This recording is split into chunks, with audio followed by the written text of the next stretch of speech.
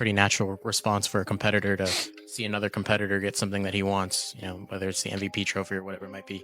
You were in the top 3 for it, and, did any part of tonight feel personal? Some of your facial expressions kind of look like you were really, really going for it. Yeah. Makes it happen. Wembanyama rolls to the back. Oh! Okay, he's not 10-8, but it looks like it. Easy. This is easy money. When he's ready, the moment comes. Wemby with the flush. But every time Wemby made a great play, you guys just looked at each other and it's like, at some point, it's becoming unguardable. It feels unguardable, but he stepped up, hit a 28-footer. Spurs got numbers, Holmgren down behind the plate. 5 on 4. They do have a timeout. Decide not to use it. Wemby's going to pull a deep 3. Bang! Bang! When it comes to Victor Wembanyama, this 7'4" young rookie has already become one of the most talked about prospects in the entire league. He came in with massive hype and expectations to evolve into an all-star superstar and one of the defining players of the 2020s. So far, 3 years into his career, he has lived up to every bit of it and is already recognized as one of the best players in the NBA. Looking at his third season, he delivered a unanimous defensive player impact type campaign, putting up 25, 12, and 3 while leading the league in blocks and helping the Spurs massively overachieve. Now, speaking of overachieving expectations, look at Game 1 of this year's Western Conference Finals. If you ever doubted how great Victor could be this early, that Game 1 versus the Oklahoma City Thunder completely shattered that ceiling, with him dropping 41 points, 24 rebounds, 3 assists, and 3 blocks on 14 for 25 shooting, and finishing at a plus 16. In that game, Victor looked like he was channeling every dominant big man in NBA history all at once. We're talking about your Kareem Abdul-Jabbars, your Will Chamberlains, your David Robinsons, and of course, your Hakeem Olajuwon level greatness. And when you zoom out across NBA history, Victor becomes one of only 14 players ever to record a 40-point and 20-rebound playoff performance. At this point, he stands as the youngest player in NBA history to ever post that kind of stat line in the postseason. He becomes the youngest player in playoff history with a 40-20 game, breaking a 56-year-old record previously held by Kareem Abdul-Jabbar. 41 and 24 are all the numbers I need. I don't need numbers. When those players on his own team were staring at him in awe late in the game, that clip where he's looking at them and they're all looking back at him. Do you know how many people get that in the history of basketball? It's a real small number, and there's some great players who never got that. Calling this one of the greatest games in the NBA history isn't an exaggeration at all. Just look at Victor's numbers. His influence and the game context show a pure one-on-one masterclass. Hope you didn't miss that. Years from now, when Victor has multiple MVPs, championships, and Defensive Player of the Year awards, you'll look back and say Game 1 versus OKC with the 40 and 20 performance was the moment you realized he wasn't just a great player, but an all-time legend with top 10 all-time potential. That's exactly how impactful this game was, and just how rare it is in history. And listen, adding more context, these numbers make it feel 10 times more impressive. Looking through NBA history, only 5 players have ever posted a 40 and 20 game on the road. Those names include Kareem, Elgin, Wilt, Jokic, and Hakeem Olajuwon. And now, Victor joins that list. 40 and 20 games in the Comet Finals as well. Before Victor, there were only 3. Kareem, Barkley, and Moses. And when it comes to 40 and 20 games on the road in the Comage Finals, before Victor, there had only ever been one all-time instance, and that belongs to Kareem back in 1974. So once again, you can look at the numbers, stats, and history and understand Victor's performance here was all-time great. But when you add the context of the game, who was playing, and where it happened, it personally makes it 10 times more impressive to me. For example, how many players in league history could go on the road against the 64-win team that was 8-1 in the playoffs and beat them in Game 1?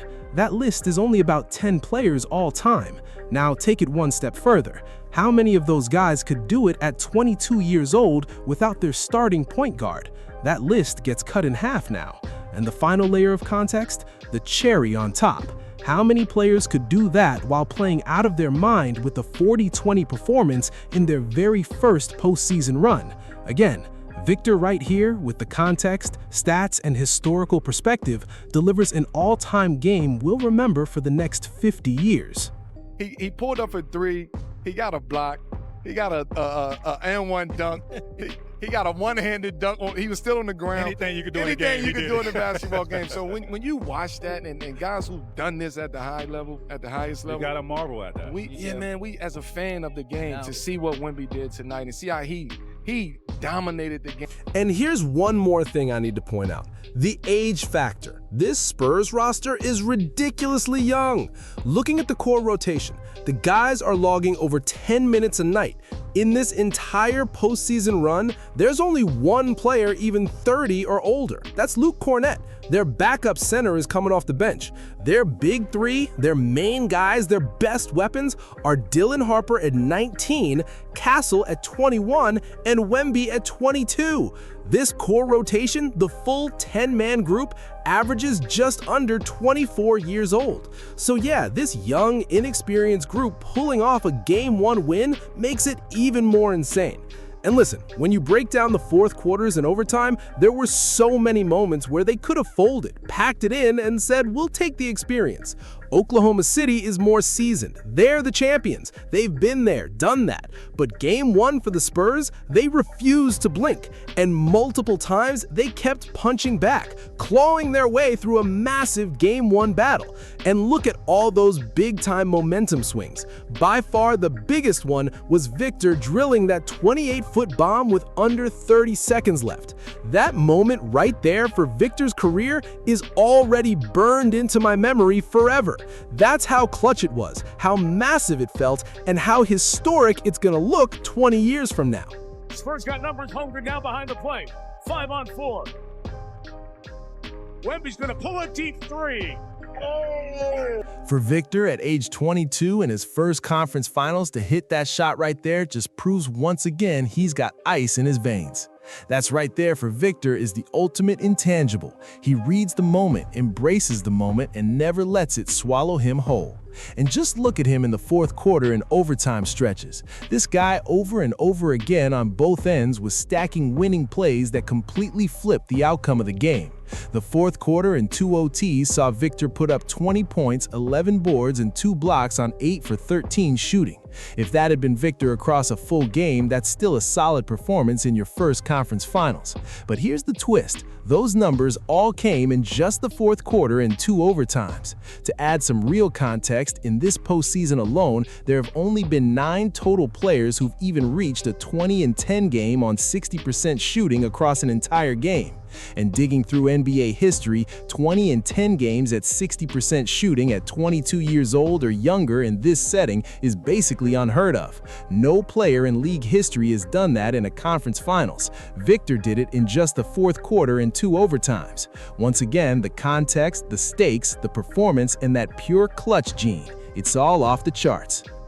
Regular or postseason for Wembanyama. 45, and he's still going strong. Harper's guarded by Williams. Caruso. Wemby beat him inside, threw it down. Castle. Lobbing. Wembanyama. Now, one last thing I really need to mention is why Victor is arguably the best player in the world right now. I'm giving him that crown immediately. Looking at his offensive game, he's already an elite scorer and playmaker. At the top 10%, even the top 5% of the league, he's an absolute offensive superstar. But when you flip to his defense, he's somehow even better. And that right there is the biggest separator for Victor. A lot of guys like Jokic, SGA, they're top 1% offensive engines, maybe even better scorers than Victor, but then you look at the defensive gap, and it is massive, like truly impossible to ignore. And just think about this, once his offensive game gets even more polished and refined, at that point, the league is basically over. The kind of run he's about to go on, we're talking 3-4 MVPs, 3-4 championships, and an all-time resume you can already see forming. Now, here's the real question. Does that resume start with a championship this season for this young Spurs team in this exact moment? Why not them? Why can't they break 80 years of NBA history and precedent? Because if you look through history, young teams this green, this inexperienced, just don't win titles. And going from a non-playoff team straight to a champion rarely happens. But here's the one thing that history doesn't account for. Victor Wembanyama is a true one-on-one force and a generational talent. Because if any 22-year-old can take a team this young, this inexperienced, and actually win a championship, it's Victor. As always, thank you guys for watching. I hope you enjoyed that, and I'll catch you in the next one. I'll see you guys next time.